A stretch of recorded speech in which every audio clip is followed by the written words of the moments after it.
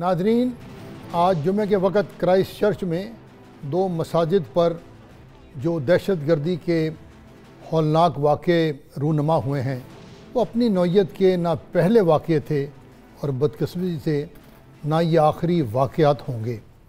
मगरब में सफ़ेद पाम नस्ल परस्तों ने इस्लाम और महाजिरीन के ख़िलाफ़ जो एक रवैया अपनाया हुआ है और उनको बहुत बड़ी इमदाद हासिल है एक बहुत थिंक टैंक्स की और सोशल मीडिया की, जो ऐसे लोगों को जो इंतहा पसंदी की सोच रखते हैं उन्हें मुसलमानों के ख़िलाफ़ वरगलाते रहते हैं।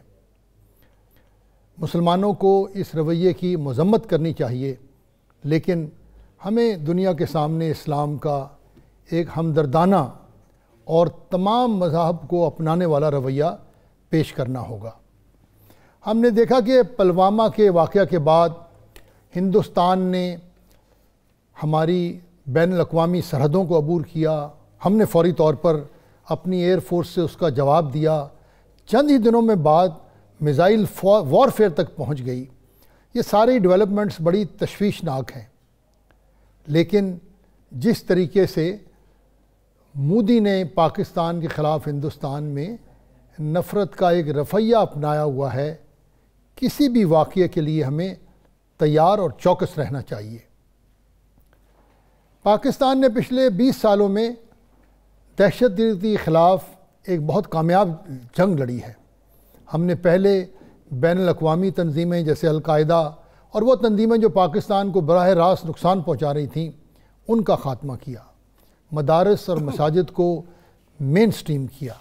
वो तंजीमें जो दूसरे मुल्कों के ख़िलाफ़ जहाद का इरादा रखती थीं उनका रास्ता रोका, उनको बंद किया, और अब हम उनकी बाक़ियात को ख़त्म कर रहे हैं और वो जो फलाही काम कर रहे थे वो भी हमने हुकूमत के हवाले कर दिए हैं। अगर इस कार्रवाई को हमने मंतकी अंजाम तक पहुँचा दिया तो मैं समझता हूँ दहशत गर्दी के ख़िलाफ़ पाकिस्तान का बयानिया पूरी दुनिया में माना जाएगा। इस वक्त सियासी फ्रंट पर बहुत गर्मा गर्मी है। PMLN नवाज शरीफ साहब की सेहत को लेकर और पीपल्स पार्टी जरदारी साहब स्पीकर सिंध असम्बली के एंटी करप्शन के मुकदमात को लेकर हुकूमत पर दबाव डाल रही है। मेरे ख़्याल में हुकूमत किसी दबाव के नीचे नहीं आएगी, लेकिन यह भी हकीकत है कि इन हिज़्ब इख्तिलाफ़ की पार्टियों ने PTI का जो माशी कारकर्दगी है उस पर एक सवालिया निशान खड़ा किया है, और बावजूद इसके कि इस माशी जो बदहाली है उसकी ज़िम्मेदार ये दोनों पार्टियां थी। ये भी हकीकत है कि PTI अभी तक माशी एतबार से लोगों को मुतमईन नहीं कर सकी। ये है हमारे आज के मौज़ूआत। मैं खालिद मकबूल, साथ शामिल हैं बड़ी गदनफर साहब, डॉक्टर इकरामुल हक, प्रोफेसर हसन अस्करी साहब। गुफ्तगू का आगाज़ करेंगे जो मैंने बात की कि क्राइस्ट चर्च पर जो हमला हुआ, और जैसे मैंने कहा कि मैं पढ़ रहा था कि 2017 में अमेरिका में कुछ 7000 ये मुसलमान या नफ़रती हमले हुए हैं, और इसके पीछे थिंक टैंक्स हैं। जो बोल्टन हैं नेशनल सिक्योरिटी एडवाइज़र, वो कई चंद एक ऐसे थिंक टैंक के साथ मुंसलिक हैं। ख़ुद नहीं उन्होंने कभी ख़िलाफ़ बात की, लेकिन वो थिंक टैंक जो है वो बात करते हैं। और मैंने ये भी पढ़ा पिछले दिनों जज़ीरा की रिपोर्ट में कि मगरब में जो नस्ल परस्ती है उसकी कड़ियाँ जो हिंदुस्तान में हिंदू नस्ल परस्ती और एक आर्यन सुप्रीमेसी का तस्वर है, ये दोनों को मिलाया जाता है। तो हसन अस्करी साहब, ये जो सफ़ेद फाम नस्ल परस्ती है, क्या इसको आने वाले दिनों में हम बढ़ता हुआ देखेंगे? मगरब इसके ख़िलाफ़ कार्रवाई करने को तैयार है, हमें इसका मुकाबला कैसे करना चाहिए? देखिए, जो ये वाइट सुप्रीमेसी मूवमेंट्स हैं ख़ासकर अमेरिका के अंदर, वो पिछले कोई 2-3 साल में काफ़ी मजबूत हुई हैं, और एक थिंकिंग प्रोसेस जो है वो जो है आगे बढ़ाया गया है, जो मनफी थिंकिंग प्रोसेस है। और वैसे भी जो इस वक्त हुकूमत है अमेरिका की, जो सदर ट्रंप की, वो भी उन फोर्सेस से लिंक अप होती है जो एक एक्सट्रीम राइट विंग وائٹ سپریمیس جو تھنکنگ وہاں پہ چل رہی ہے، اور اس کے ٹارگٹ جو ہے نا 2-3 قسم کے لوگ ہیں. ایک تو مسلمان ہیں، مسلمانوں کو ٹارگٹ کیا جاتا ہے، دہشت گردی کو اسلام سے لنک کیا جاتا ہے، آپ کو ان کی تحریروں میں، ان کی گفتگو میں یہ باتیں لگتی ہیں. دوسرا اس کا ٹارگٹ ہوتا ہے جو ایفرو امریکنز ہیں، جو نسلی طور پر افریقہ سے تعلق رکھتے ہیں، امریکہ میں اب جنریشن سے موجود ہیں.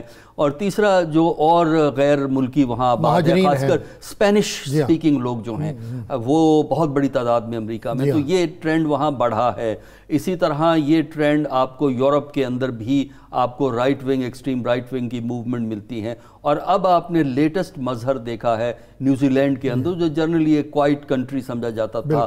تو اس کا مطلب یہ ہے کہ یہ چیزیں اپنی جگہ موجود ہیں، اور وہاں کی حکومتوں کی ذمہ داری ہوتی ہے کہ آپ ان کا انٹیلیجنس کور کریں. یعنی وہ وہاں کی اچھی خاصی انٹیلیجنس ایجنسیز جو ہیں مساجد کو کور کرتی ہیں. یعنی وہ فرائیڈے پریئر جو ہے وہ اس کو انٹیلیجنس وہاں کی کور. امریکہ کا تو مجھے معلوم ہے بیشتر جگہوں پہ امریکہ میں فرائیڈے پریئر کو انٹیلیجنس کور کرتی ہے. ان کا خیال یہ ہے کہ یہاں کوئی دہشت گرد نماز پڑھنے آیا ہے، وہ میٹنگ نہ کر رہے ہوں اس قسم کی. تو آپ کی بات بالکل درست آپ نے فرمایا. اگر یہ واقعہ پاکستان میں ہوا ہوتا نا، اب تک طوفان کھڑا ہو گیا ہوتا، ہندوستان سب سے بڑا ڈنڈورا پیٹ رہا ہوتا. پھر اس کے بعد امریکہ والے ہوتے کہ جی انسانیت کو خطرہ پیدا ہو گیا ہے.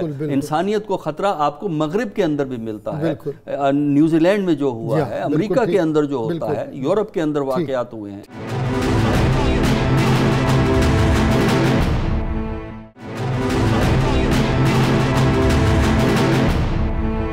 قدم صاحب، ہم تھوڑا سا ہندوستان کی طرف آتے ہیں. پلوامہ کے واقعے کے بعد ابھی جو ہندوستان میں الیکشن کی مہم ہے، اپریل میں الیکشن ہوں گے، کیا پلوامہ کے واقعے کے بعد مودی نے جو فوجی کارروائی کی تھی اس کو مقبولیت ملی ہے؟ اگر مقبولیت ملی ہے تو پھر الیکشن تک کیا، کیونکہ ہندوستان میں کئی شورش کی تحریکیں ہیں، کئی آزادی کی تحریکیں ہیں، کل کو ایک اور واقعہ ہو سکتا ہے، تو کیا، یا واقعہ کروایا بھی جا سکتا ہے، تو کیا آپ دیکھ رہے ہیں آنے والے دنوں میں الیکشن تک ہندوستان کو ایسی فوجی کارروائی کرے گا، یا صرف اس کو ایک نفسیاتی حربہ بنا کر وہ الیکشن میں چلائیں گے، اور پھر ہم اس سے نپٹے کیسے ہیں؟ آج عمران خان صاحب نے بھی اپنی تقریر میں اس پہ بہت گفتگو کی ہے. ایک سے پہلے ایک چھوٹی سی چیز کہنا چاہوں گا. تو آپ نے پہلا کرائسٹ چرچ والی بات کی، اس میں ایک تو تھنک ٹینکس کی تو آپ ہی بات کریں، لیکن آج کے واقعے پہ اوپر دیکھیں تو کوئنزلینڈ کے سینیٹر ہیں، سینیٹر فریزر اینک، اس کا اگر آپ رائٹ اپ پڑھیں تو وہ اس حملے کو جسٹیفائی کرتا ہے. He says کہ جی it is because of the New Zealand immigration policies.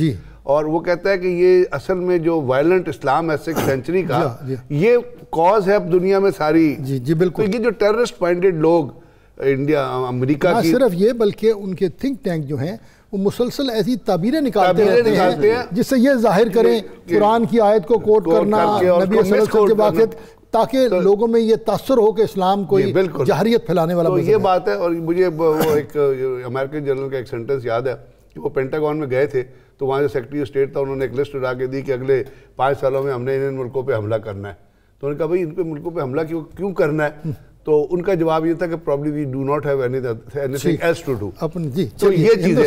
ابھی چونکہ آپ نے ہندوستان کی بات کی، اور ہندوستان میں اس وقت ہندوستان ایک ایسے جنکچر پہ کھڑا ہے کہ وہ جو اس کا سپر پاور والا رول جو تھا خطے میں، ہیجیمونک ڈیزائنز تو ایگزسٹ کر رہے ہیں اپنی جگہ پہ، اس کو چونکہ اس کو امریکہ کی سپورٹ حاصل ہو گئی تھی، اور پھر وہ جو اسرائیل کے اور انڈیا کے نہ صرف یہ کہ آپس کے انٹرسٹ، بلکہ ان کے قاریان کے حساب سے جو ریلیجیس تھاٹس ہیں کہ اپنا الٹیمیٹلی ہندوتو آنی ہے، وہ کہتے ہیں الٹیمیٹ جیوز نے آنا ہے، ظہور ہونا ہے، وہ بھی آپس میں کامن ہے. اب یہ جو چیزیں کامن، اور جب اسرائیلی کہتا ہے کہ دنیا میں آئیڈیالوجیکلی پاکستان ہی بنا تھا، ایک تو وہ بڑا، اور اس کے جو ٹریننگ امپارٹ کی گئی ہے، تو ان کے پاس اس وقت جو آؤٹ رائٹ جو چوائس ایگزسٹ کر رہی ہے، کیونکہ ملیٹریلی تو اس نے آپ کو چیک کر لیا، اور ملیٹریلی کچھ بھی ہوا تو we are going to respond. جب آپ نے کہا کہ آپ 1 میزائل ماریں گے، ہم 3 میزائل، میری نظر میں اس نے جو کہا، جو جنرل مہتا نے بھی اپنا ایک اسپیچ پہ، جو ان کے ریٹائرڈ تھنک ٹینک کے وہ ہیں، جو انہوں نے کہا کہ جی اب ہم کوئی وائلنٹ کوورٹ ایکشن کریں گے، اور اس کے لیے اجیت کمار ڈیول کو بتا دیا گیا۔ ٹھیک ٹھیک۔ تو اب جب اگر وہ کوئی ہمارے یہاں وائلنٹ کوورٹ ایکشن کرتے ہیں جس میں لوگ، تو ہم کوورٹ ایکشن تو نہیں کر سکتے، کیونکہ پاکستان نے کبھی بھی انڈیا کے اندر کسی بھی قسم کی، اور یہ انڈین کشمیر موومنٹ بھی انڈیجینس موومنٹ، اور ہمارے ہاں ساتھ ساتھ ایک کام شروع ہوا ہے جو آپ کا دوسرا ٹاپک ہے کہ آپ پروسکرائب، تو یہ کیپیسٹی نہیں ہے اس وقت پاکستان کی کہ وہ انڈیا کے اندر جا کے کوئی بم دھماکہ یا کوئی کوورٹ ایکشن کرے۔ اب اس کے لیے چوائس آپ کی وہاں آ کے لمٹ ہو جاتی ہے۔ یہاں تو ملٹری ایکشن ہے، ڈپلومیٹک چیز ہے تو آپ کی ڈپلومیسی کام کر رہی ہے، پولیٹیکل چیز ہے تو آپ کی پولیٹیکل پارٹی۔ کشمیر میں مودی کو پرابلم یہ ہے، موزی کو پرابلم یہ ہے کہ he has to go to the election، اور اس کے اوپر جو اب جو انڈیا کے اندر سے جو آواز اٹھ رہی ہے، اور جو نہ صرف انٹلیکچولز کی آواز ہے بلکہ بہت سارے کامن آدمی کی بھی جو آواز اٹھ رہی ہے، جیسے وہ ایک ترانہ آ گیا ہے کہ جی اپنوں کی غداری ہے، اس میں جو پولیٹیکل سیٹ بیک ہے اس کو ریکوپ کرنے کے لیے موزی کے پاس ایک چوائس ہے کہ وہ کوئی آؤٹ رائٹ ملٹری ایکشن پہ ریزورٹ کرے۔ پروفیسر صاحب، اکرام صاحب آپ کی طرف چلتے ہیں۔ ملٹری ایکشن کا تو جیسے آپ نے دیکھا کہ پاکستان نے جواب بھی دیا، اس میں خطرہ بھی ہے کہ وہ ناکام بھی ہو سکتا ہے، اور انڈیا میں ابھی مودی پہ سوال اٹھ رہے ہیں کہ جناب بتائیے کتنے لوگ کہاں مرے، آلدو اس کو وہ ایک جذباتی طور پہ کور کر رہے ہیں، لیکن آپ نے دیکھا روز واٹس ایپ پہ آ رہا ہے کہ ہندوستان کہتا ہے میرے پاس اور بھی بڑے طریقے ہیں، FATF ہے، UN ہے، پھر جیسے بات کی بیڑے صاحب نے وہ بلوچستان میں، گلگت میں اور محاذوں پر پاکستان کے لیے مسائل کھڑے کر سکتے ہیں، 5th جنریشن وار، سائیکولوجیکل وار۔ آپ کیا دیکھ رہے ہیں کہ ہندوستان کن کن محاذوں پر ہمیں الجھانے کی کوشش کرے گا، اور اگر ہم اپنا بھی ایک تجزیہ کریں تو ہندوستان نے جتنی کوششیں کی ہیں کیا ہم اس سے نپٹنے میں کامیاب ہوئے ہیں؟ جی میں سمجھتا ہوں کافی حد تک پاکستان نے ان دنوں میں جس طریقے سے معاملات کو نپٹا ہے وہ پہلے ہمیں اس طرح سے نظر نہیں آتا تھا، اور اس میں پاکستان کو کسی حد تک نہیں بلکہ میں کہوں گا کافی حد تک کامیابی بھی ہوئی ہے کہ وہ ایکسپوز کر سکے کہ یہاں جو ڈیزائن انڈیا کا ہے اور اسرائیل کا ہے اور امریکہ کا ہے، اور جو ہمارا چائنا کے ساتھ یہاں پہ ایک اکنامک کوآپریشن شروع ہوا۔ دیکھیں جب اس کی آپ بیک گراؤنڈ میں جاتے ہیں تو اس طرح کے جال جب اب وہ بن رہے ہیں تو اصل ان کو جو پرابلم تھا وہ تو یہی تھا کہ ان لوگوں نے جیسے ہی انہوں نے بیلٹ روڈ انیشیٹو کی بات کی تو یہاں پہ اسی وقت جو کئی مبصر تھے انہوں نے یہ وارن کیا تھا کہ آنے والے دنوں میں وہ اس بڑے انیشیٹو کو روکنے کے لیے پھر دوبارہ سے ایسے ہتھ کنڈے استعمال کریں گے۔ دہشت گردی تو خود ان کا اپنا پھیلایا ہوا جال ہے، اسلاموفوبیا ان کا اپنا پھیلایا ہوا جال ہے، اور اس کی وجہ سے ان کی اپنی سوسائٹی میں بھی نیو نازیز دیکھ لیں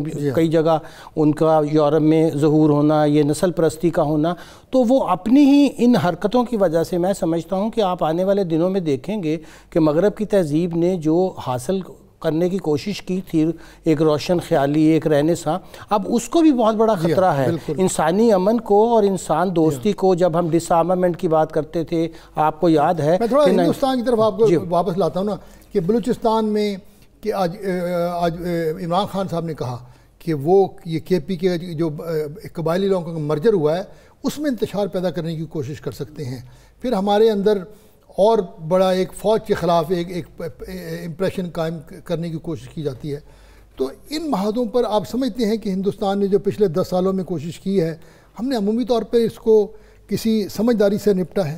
جی دیکھیں میں سمجھتا ہوں کہ پوری دنیا اب اس بات کو مان رہی ہے کہ ہماری فوج نے جس طریقے سے اور جس زیرک کا اور جس طرح کا انہوں نے مظاہرہ کیا، یہ کوئی یہاں چھوٹی جنگ نہیں تھی جو ہم نے لڑی ہے، اور ابھی ٹھیک ہے یہ پرابلمز باہر سے کریٹ ہوتے رہیں گے کیونکہ جب تک یہ نیو گریٹ گیم اس ایریا میں ایک نیا فینومینن ہے، اور اس نیو گریٹ گیم کے جو کانٹورز ہیں ہمیں سب کو پتہ ہے کہ یہ ابھی ہمارے لیے اور بھی مشکلات پیدا کریں گے، اور ہمیں ان کا مقابلہ کرنے کے لیے پاکستان کو اب آپ نے دیکھے کل چائنا نے پھر اس کو ویٹو کیا، وہ اسی لیے کیا کہ یہ اگر سنسیریٹی پہ مبنی ہوتا تو ہم بھی یقینی طور پہ کرتے ہیں، مگر وہ اپنے ہی اس طرح کی چیزوں کو، میں تو کہتا ہوں کہ یہ دراصل جتنے بھی آپ کو ٹیررسٹ آؤٹ فٹس ملتے ہیں یہ سارے کے سارے انہی کے سپانسرڈ ہیں، اور اس چیز کو ہمیں سمجھنا چاہیے، اور جو نیشنل اور یقینی طور پہ میرا پورا یقین ہے کہ جتنا یہ اس طرح کی حرکات کریں گے آنے والے دنوں میں اتنا ہی ایکسپوز ہوتے چلے جائیں گے،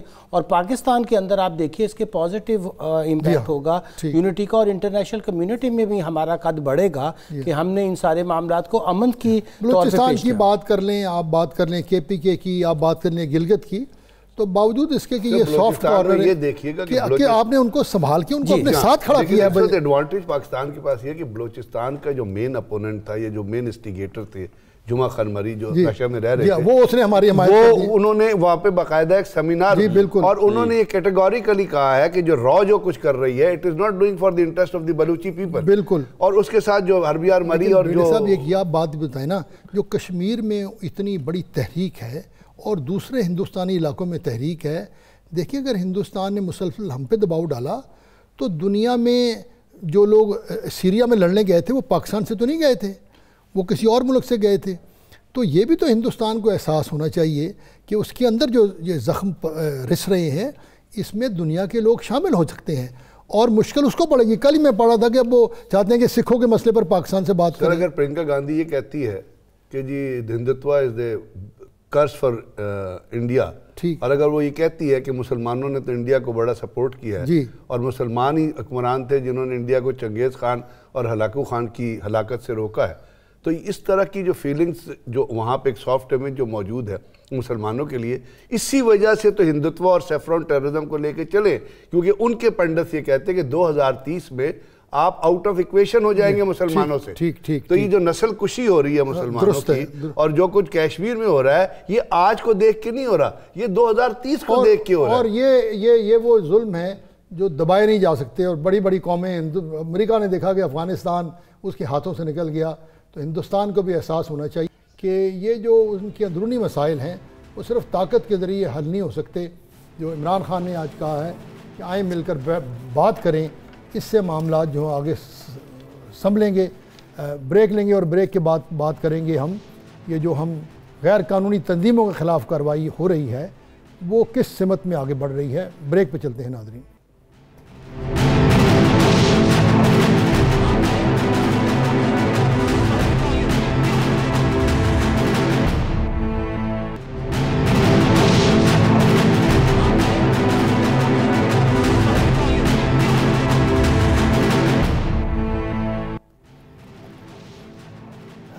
ناظرین، ہمارے ساتھ ڈاکٹر وید پرتاپ ہندوستان سے ٹیلی فون لائن پر شامل ہیں۔ ویلکم ڈاکٹر صاحب۔ میں آپ سے یہ پوچھنا چاہتا ہوں کہ جو پلوامہ کے بعد ہندوستان نے بالا کوٹ پر ایک ہوائی حملہ کیا، پاکستان نے جوابی حملہ کیا، کیا اس حملے کا ہندوستان کی جو سرکار ہے اس کو الیکشن میں کوئی فائدہ ملتا ہوا نظر آتا ہے؟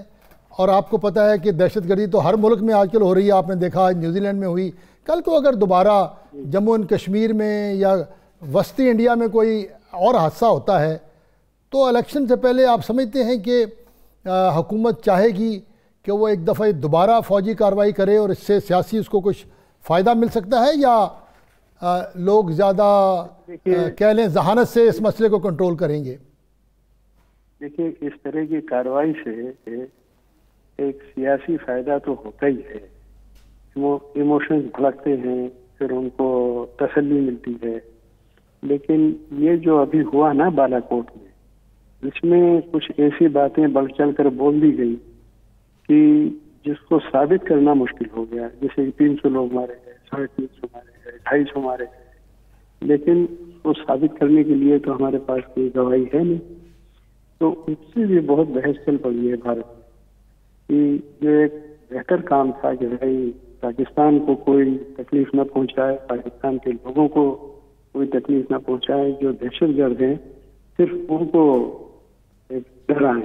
ہم بات کرتے ہیں کہ پاکستان نے، جیسے میں نے ذکر کیا، ہم نے TTP کو تباہ کیا، ہم نے القاعدہ کو تباہ کیا، مساجد کو اپنے ساتھ لائے، پھر لشکر طیبہ تھی یا جیش محمد، ان کی کارروائیوں کو روکا، ختم کیا، اور اب پاکستان نے آخری سٹیپ لیا ہے کہ جناب آپ بے شک فلاحی کام بھی کریں، ہم پاکستان سے یہ جو پاکستان کے اوپر دھبا ہے کہ دہشت گردی سے ہمارا تعلق ہے، اس کو ہم دھونا چاہتے ہیں۔ تو ابھی اس پہ کارروائی شروع ہے، آپ تو انٹیلیجنس میں رہے ہوئے ہیں نا، اب بتائیے کیا ہوگا؟ کئی لوگ ہیں جو ان کے ساتھ منسلک تھے، وہ بے شک انہوں نے چھوڑ کر کام کہیں دکانیں چلا رہے ہوں گے، ان کے اسکول کالجز ہیں، ہسپتال ہیں، کیسے سنبھالا جائے گا اس کو؟ سر ہوگا تو کچھ بھی نہیں. دنیا نے آپ کو پھر یہ کہنا ہے کہ آپ دہشت گرد ہیں. اگر آج ایک سینیٹر کوئنزلینڈ کا یہ کہہ سکتا ہے کہ violent Islam, what do you expect? آپ نے خود کہا کہ اتنے سارے تھنک ٹینک کے جو کام کر رہے ہیں, سیریا پہ اٹیک کرنے کا کوئی جواز تھا, عراق پہ اٹیک کرنے کا کوئی جواز؟ سر چیل کوٹ انکوائری آئی ہے کوئی 12,000 پیجز کی, وہ کہتا ہے کہ دیر ور نو WMDs ود. تو لیکن دنیا نے کیا کیا؟ Bush and Blair should have been tried under the war crime. Did it happen? تو it will not happen this time also. But however ہم پہ چونکہ دنیا کہتی ہے, اور جیسے آپ نے کہا کہ آپ القاعدہ لے لیں, جیش لے لیں, حرکت المجاہدین لے لیں, قاری ظفر بہادر گروپ لے لیں, 888 بریگیڈ لے لیں, جتنی آپ چیزیں لیں, جند اللہ لے لیں, جماعت الاحرار لے لیں, ایوری باڈی, ہر ایک کے structure have been animated when we fought a war. Swat کے طالبان لے لیں.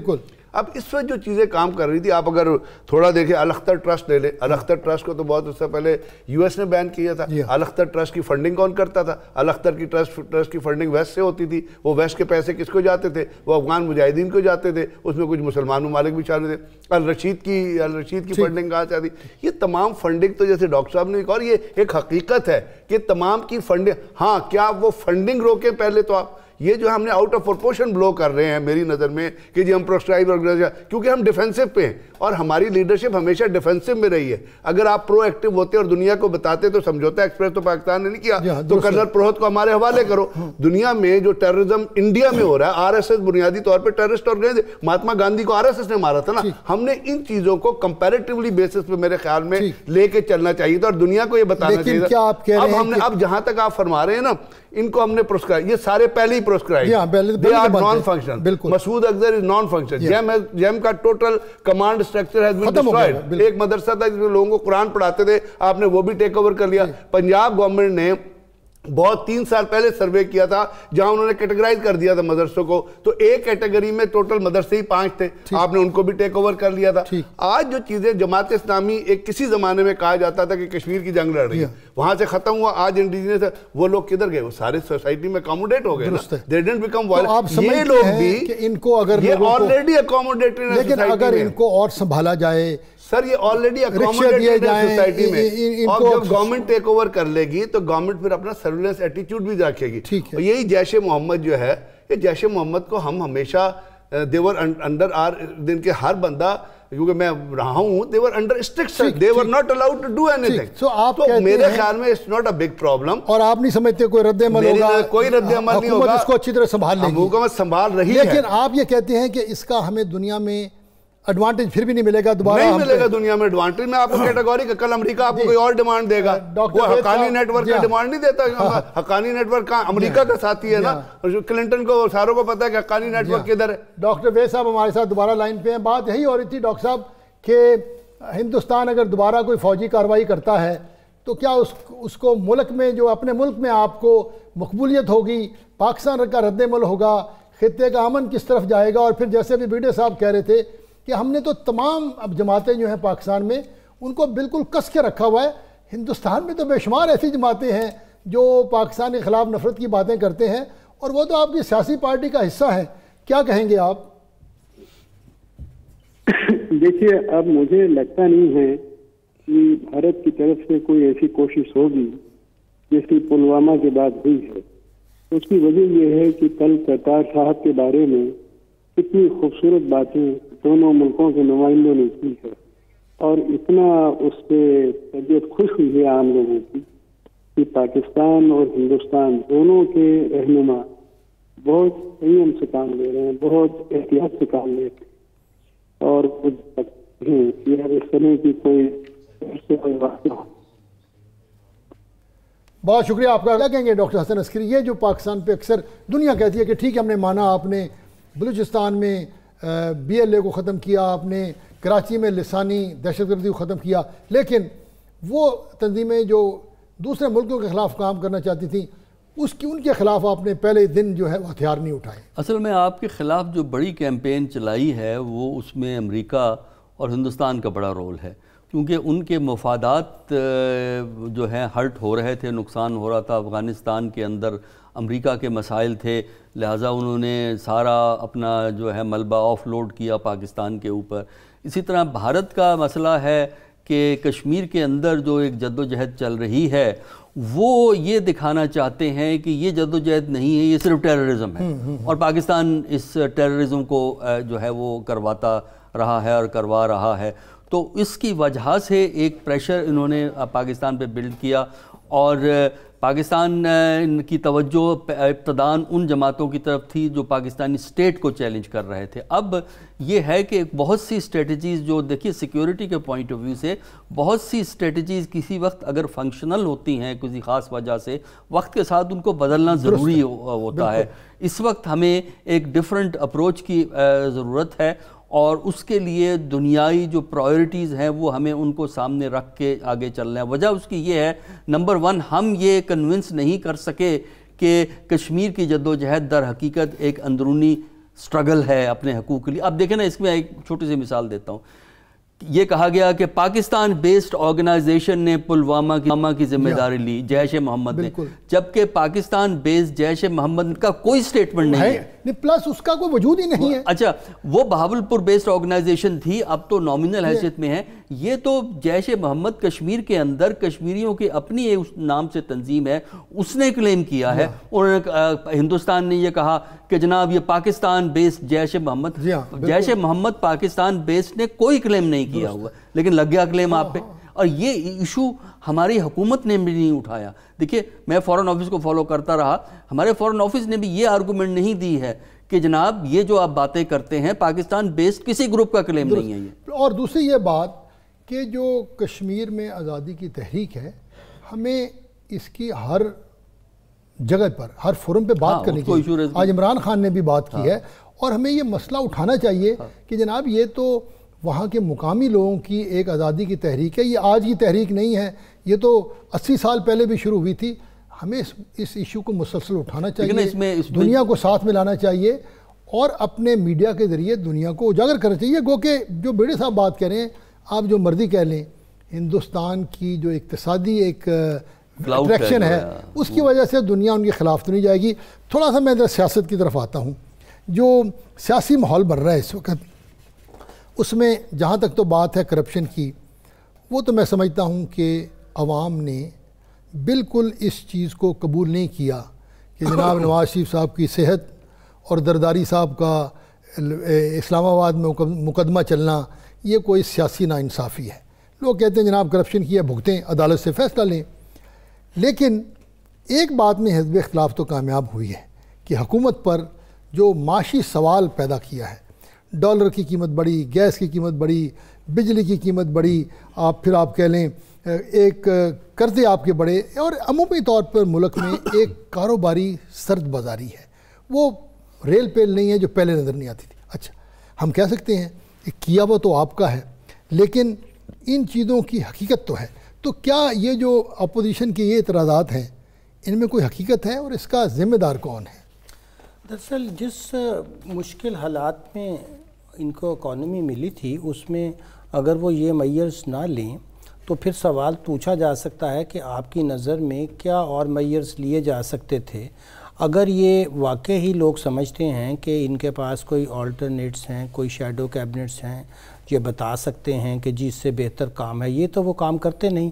سارا دن ان کی الفاظی یہ ہوتی ہے کہ جی انہوں نے مروا دیا، تباہ کر دیا. جب آپ اتنے بڑے بڑے ڈیفیسٹ چھوڑ کے جائیں گے، جب آپ ان کو ایک تباہی کے دہانے پہ لے کر جائیں گے، تو جو بھی آئے گا وہ پہلے اس کو سٹیبلائز تو اس مریض کو کرے گا جو آئی سی یو میں پڑا ہے. آپ چاہ رہے ہیں کہ وہ صبح اٹھ کر 100 میٹر کی ریس کے اندر پہلی پوزیشن لے. ایسا کسی دنیا میں کسی اکانومی میں ہوتا؟ میں سمجھتا ہوں کہ اگر یہ انہوں نے جلدی سے یہ ارینج کیا، جو ہمارا آپ نے دیکھا ایکسٹرنل فرنٹ کے اوپر جو ہماری اوبلیگیشنز تھیں، یہ بھی ایک اسی طرح کی چال تھی کہ آپ کو اتنا کرپل کیا جائے.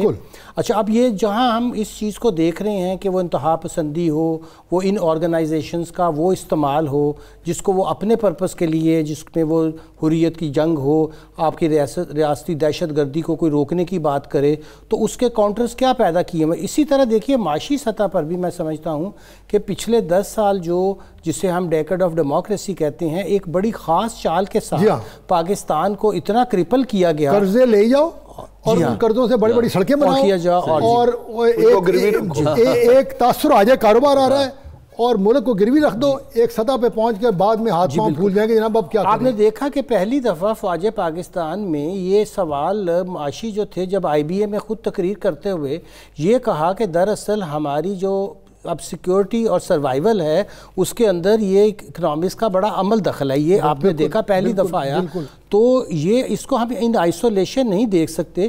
میری نظر میں تو یہ بھی ریاست پاکستان کو جو ان کی آنکھ میں کھٹکتا ہے، جو چین کے ساتھ ہم یہاں ایک بہت بڑا انیشیٹو کر رہے ہیں، ان ساری چیزوں میں انہوں نے بہت کوشش کی۔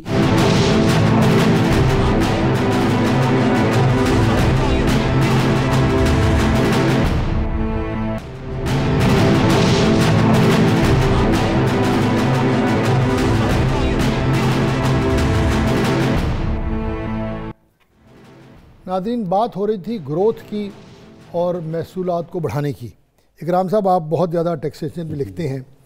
عمران خان نے بہت زیادہ ٹیکسیشن کی بات کی ہے، اور ہم نے سنا کہ دبئی میں اتنی جائیدادوں کا پتہ لگ گیا۔ اب حکومت نے ایف بی آئی کو امپاور کر دیا ہے کہ جناب جو بے نامی جائیدادیں ہیں اس کو آپ ٹیک اوور کر سکتے ہیں، جو خبر دے گا اس کو آپ حصہ بھی دے سکتے ہیں۔ اچھا، پھر بہت زیادہ جو منی لانڈرنگ کے اوپر بہت زیادہ زور ہے، تو میں نے سنا ہے کہ اظہر حماد صاحب کو کہتے ہوئے کہ نہیں بہتری ہو رہی ہے، آپ دیکھیں گے اگلے سال تک ہمارے محصولات بڑھ جائیں گے۔ دوسری طرف لوگ کہتے ہیں کہ یہ ایف بی آر کے بس کی بات نہیں ہے، اور ریونیوز نہیں اکٹھا کریں گے۔ آئی ایم ایف بھی کہہ رہا ہے جناب اس کے بغیر تو ہم آپ سے ایگریمنٹ کرنے کے لیے راضی نہیں ہوں گے۔ تو اب جب کہ کوئی دباؤ نہیں ہے، کیا ایف بی آر وہ جو بات کہی جاتی تھی کہ 8 ٹریلین کے ریونیو اکٹھے ہو جائیں گے، وہ ہو سکتے ہیں؟ ایسا کرتے ہوئے لوگ تو نہیں تنگ ہوں گے؟ ابھی ڈاکٹر حسن کی بات کر رہے تھے کہ لوگ چھاپوں سے بڑے تنگ ہیں، کیا کہیں گے اس بارے میں آپ؟ دراصل ایف بی آر کا جو لوگوں کے ذہن میں اب اس وقت پرسیپشن ہے، وہ تو ایک ایسے ادارے کا ہے کہ جو سوائے تنگ کرنے کے، ہراساں کرنے کے کچھ اور نہیں کرتا۔ جن ملکوں میں کامیابی ہوتی ہے ریونیو اکٹھا کرنے کی پوٹینشیل کے مطابق، وہاں اس کا رول ایک سروس پرووائڈر اور فرینڈلی فیسیلیٹیٹر کا ہوتا ہے۔ بات جو سمجھنے کی وہ یہ ہے کہ آپ لوگوں سے ٹیکس ضرور لیں، فرملی لیں، مگر جو طریقہ کار آپ اختیار کریں وہ یہ تو نہیں ہو سکتا کہ اب ہم ایسٹ انڈیا کمپنی بنا لیں کہ لوگوں کو جائیں جس کا جی چاہے جو چیز اٹھا لی۔ دیکھیں، یہ بات بڑے سمجھنے کی ہے کہ اگر آپ اپنی بزنس کلائمیٹ کو، انویسٹمنٹ کلائمیٹ کو تباہ کریں گے اس طرح کے ہتھ کنڈوں سے، تو شاید وہ لوگ جو ٹیکس بچاتے ہیں وہ تو کنائیونس میں ہیں، ان کو تو پھر بھی کچھ نہیں ہوگا، مگر جو لوگ جینونلی کرتے ہیں وہ پھر خوف زدہ ہو جاتے ہیں۔ 12 تاریخ کو جو میٹنگ ہوئی، کلامی بات آپ ضرور اس میں اور بات بھی کیجیے گا۔ دیکھیے، یہ اکثر کہا جاتا ہے پاکستان میں کہ لوگوں سے نرمی سے بات کریں، لوگ ٹیکس دیں گے۔ جب آپ ایف بی آر سے یہ بات کرتے ہیں نا، وہ کہتے ہیں جناب فلاں قانون بنا تھا جس میں آپ نے کہا تھا ہم کچھ نہیں کریں گے، اس کے بعد ٹیکس کم ہو گیا۔ اچھا، اسی طرح لوگ کہتے ہیں نیب کو آپ دور کر لیں تو لوگ جو ہے وہ کرپشن چھوڑ دیں گے۔ ساری دنیا میں جو ٹیکس اکٹھا کرنا اور انویسٹیگیشن کرنا، ساری دنیا میں یہ ایک سخت عمل ہے، یہ کوئی اتنا محبت والا عمل تو نہیں ہے۔ دیکھیے، ڈیٹرنس جو ہوتا ہے، یا آپ نے نیب کا ذکر کیا، وہ اصل چیز دیکھیے جو پیچھے آپ کی فرمنیس ہوتی ہے اس کی ایک بیسس ہوتی ہے۔ آپ وہاں پہ وہ یہ نہیں کرتے کہ پہلے کرپشن ہونے دیں اور پھر لکیر پیٹنا شروع کر دیں۔ واقعہ اکا دکا واقعات، 4 واقعات ہو جاتے کے سال میں۔ ہم کیا یہ چاہتے ہیں کہ پہلے ہمارے جو سسٹم ہے وہ لیکس رہیں، یعنی میں جو ہے مثال کے طور پر ٹیکس فراڈ کرتا رہا ہوں اور 6 سال بعد آپ کو خیال آئے کہ جی ایسا نہیں ہونا چاہیے تھا، یا نیب جو ہے اس کے ہاں کوئی ہمارے ہاں ایسے چیک اینڈ بیلنسز کے میکانزم تو نہ ہوں، مگر ہم 10 سال بعد آپ سے پوچھیں کہ ذرا اکرام صاحب اپنے گھر کے بل تو لے کر آئیے۔ دیکھیں، پرابلم کیا ہے پاکستان کا، چاہے وہ ایف بی آر ہے چاہے وہ نیب ہے، کہ ہم جو ایک مہذب طریقے سے چیک اینڈ بیلنس کا نظام بنائیں۔ آنے والے دنوں میں دیکھ رہے ہیں کہ ایف بی آر جو ہے اس کی ریکوری بہتر ہوگی، ہم 4 ٹریلین سے کم از کم 5.5 میرا پہ چلے خیال ہے جائیں گے. جس طرح سے وزیر اعظم محترم اس پہ ڈٹرمنڈ ہیں اور وہ جو اس میں ذاتی دلچسپی لے رہے ہیں اور وہ واقعی کچھ عملی اقدامات بھی کرنا چاہتے ہیں، میرا خیال ہے کہ آنے والے دنوں میں ہم ریونیو بہتر اچھے طریقے سے، مگر اس سے زیادہ ہم گروتھ اور اکنامک کی طرف بھی توجہ دیں گے. گروتھ کی بات ہو رہی تھی بیٹے غضنفر. اصل مسئلہ تو یہ ہے کہ کاروبار بڑھیں گے، اور ایک بات، اور عمران صاحب بڑی اچھی بات کہتے ہیں کہ پیسہ لوگ بنائیں گے تو دوسرے لوگوں کے پاس پیسہ آئے گا، گروتھ آف کیپٹل ہوگا. تو انہوں نے کئی چیزیں بھی کی ہیں. یہ مکانوں کے لیے اسٹیٹ بینک کے قرضے جو ہیں وہ اس کی شرح کم کی ہے. اچھا، حکومت گھروں کی بات کر رہی ہے. پھر پچھلے دنوں جو منی بجٹ تھا اس میں 5 جو آپ کے ایکسپورٹ سیکٹر ہیں ان کو کنسیشن ریبیٹ دی گئے، ان کے ٹیکس کم کیے گئے. لیکن ابھی بھی میں جب بات کرتا ہوں سرمایہ داروں سے کہ کیا بھائی پاکستان میں کوئی نئی انڈسٹری لگ رہی ہے، کیا نئے کام کھل رہے ہیں، تو مجھے جواب ملتا ہے نیا کام تو کوئی نہیں ہو رہا. تو گروتھ کی طرف کیسے جائے کہ گا؟ آپ کے جو ہائیسٹ لیول پہ اداروں کی جو کوارڈینیشن ہونی چاہیے تھی وہ ٹوٹلی نان ایگزسٹنٹ ہے. آپ ایک چیز کو اناؤنس کرتے ہیں، اس کو دوسروں سے کنسلٹیٹیو پروسیس میں نہیں آتے. آپ نے بات کی منی بجٹ کی. جس دن منی بجٹ اناؤنس کیا گیا اور ٹریڈرز نے اس کو ویلکم کیا ہے، اس کے دوسرے دن اسٹیٹ بینک کے گورنر آئے ٹی وی پہ، انہوں نے انٹرسٹ ریٹ بڑھا دیا. اب آپ بتائیے وہ سرمایہ دار جو پیسہ لے کے، کوئی چھوٹا آدمی جو انڈسٹری چلا چاہتا ہے، وہ اتنے انٹرسٹ ریٹ پہ کیوں لے گا، لون لے گا؟ تو آپ کے بینکوں کا کاروبار رک جائے گا. عمران خان صاحب تشریف لے گئے تھے کراچی، انہوں نے وہاں پہ چیمبر آف کامرس سے میٹنگ کی. وہاں انہوں نے کچھ کنسیشنز، کوئی چیزیں ان سے اپنا پرومس کی، لیکن اس کا کوئی فالو اپ نہیں تھا. وہاں لوگ کہتے ہیں کہ ہم آج تک انتظار کر رہے ہیں کہ یہ واپس آئیں گے. آپ کا ایک بہت بڑا سیکٹر ہوتا ہے جو ریئل اسٹیٹ کا سیکٹر ہے، جس میں اگر آپ ایک پلاٹ بیچتے ہیں تو اس کے اندر سے اس کے کچھ 100 بینیفیشریز ہوتے ہیں، اور اس 100 بینیفیشریز کا ریونیو گورنمنٹ کے پاس بھی آتا ہے. اس کو تباہ و برباد کیا تھا اسحاق ڈار نے.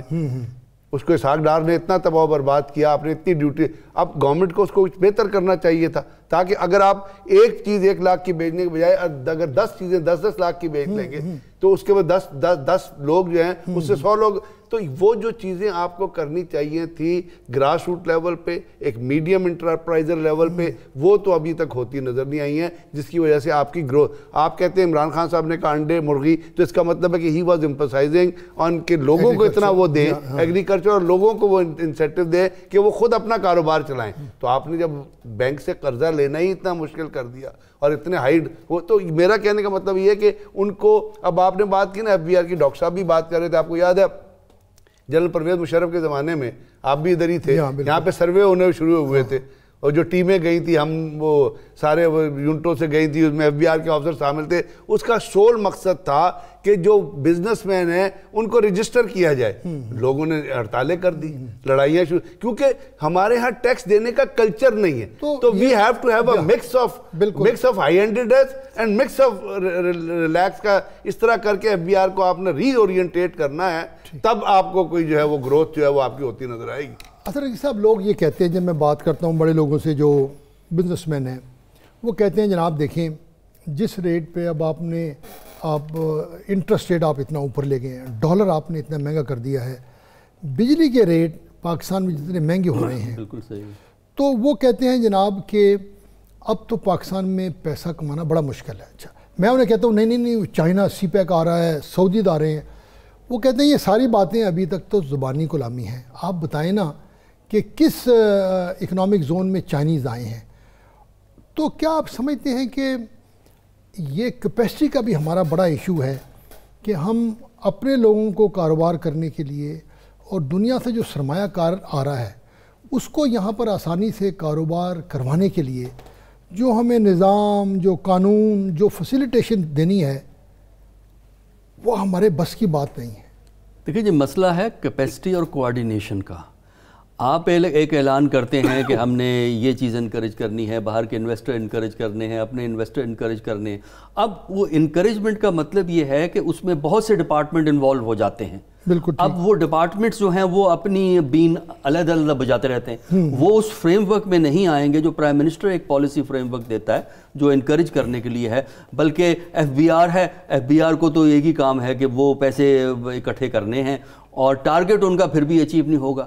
ہراسمنٹ جو ہے ایف بی آر کا ایک کریکٹرسٹک فیچر, کسی بھی بزنس مین سے پاس جائیے وہ ایف بی آر کے بارے میں پازیٹیو بات نہیں کر سکتا. سوال یہ ہے کہ اگر آپ نے ٹیکس جمع کرنا ہے کہیں ایسا تو نہیں ہے کہ جو ہمارا پورا معاشرہ, بیڈے صاحب بات ہے, بزنس مین, معاشرہ, کاروباری آدمی, وہ بھی چاہتے ہیں کسی نہ کسی طریقے سے ٹیکس سے بچ جائیں, ان ڈاکومنٹڈ اکانومی رکھے رہے, اور یہ ہم کسی نظام کے تحت نہ دیکھیں یہ بات ٹھیک ہے, ہر جگہ ہر ملک میں یہ ٹینڈنسی ہے کہ ٹیکس نہیں دینا, لیکن اس کا طریقہ کار یہ ہے کہ ایک تو آپ کا لیگل سسٹم بڑا سمپل اسٹریٹ ہونا چاہیے, جس میں جو آفیسر کا ڈسکریشن ہے وہ منیمم ہونا چاہیے. مواقع بڑے ہیں, لیکن ان مواقعوں کو عملی جامہ پہنانے کے لیے ہمیں نئی سوچ کے ساتھ اور بڑی اچھی حکمت عملی کے ساتھ ایک ایسا ماحول پیدا کرنا پڑے گا جس میں سرمایہ کاری کرتے وقت بہت خوشی سے یہ قدم اٹھائے. اللہ کرے یہ دن بہت جلدی پاکستان کے نصیب میں ہو. اجازت دیجیے گا. اللہ حافظ.